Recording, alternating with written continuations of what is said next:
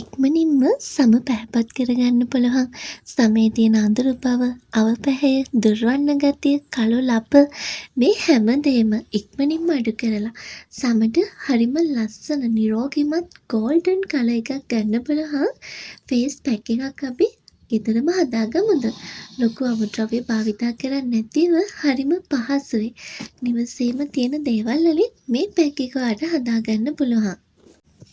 අපි දැන් බලමු මේ ෆේස් පැක් එක හදාගන්න විදිහ.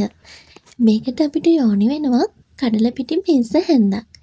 ඊළඟට අපිට පුළුවන් මේකට කහකුඩු මේස හැඳි කාලක් එකතු කරගන්න. දැන් පුළුවන් මේකට යෝගට් මේස හැන්දක් එකතු කරගන්න. ඊළඟට අපිට අවශ්‍ය වෙනවා මේකට දෙහි බින්දු කිහිපයක්. මේ ෆේස් පැක් එක මගෙන් ඔයාගේ මුහුණට එන්නේ හරිම ලස්සන නිරෝගිමත් පැහැපත් සමක්. ඉතින් ඔයාගේ මුහුණේ තියෙනවා නම් පිම්පල්ස් දාලා කළු පාට මාක් ඒ දේවල් හරිම ඉක්මනින්ම අඩු කරගන්න පුළුවන්. ඒ වගේම තමයි මුහුණේ තියෙන දුර්වන්න ගතිය, සුදු මැලි ගතිය හරිම ඉක්මනින්ම අඩු කරගෙන හරිම ලස්සන දීප්තිමත් නිරෝගිමත් සමක් ලබා ගන්න පුළුවන් ෆේස් පැක් එකක් තමයි අද මම ඔයාලට කියලා දුන්නේ. මේ ෆේස් පැක් එක හොඳට සෝදලා පිරිසිදු කරගත්තු ඔයාගේ මුහුණ විනාඩි 20ක් ආලේප කරලා ඉඳලා ඊට පස්සේ සෝදා ඉවත් කරන්න පුළුවන්.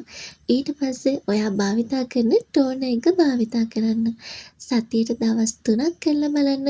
ඔයාට හොඳ ප්‍රතිඵලයක් අනිවාර්යයෙන්ම ලබා ගන්න පුළුවන්.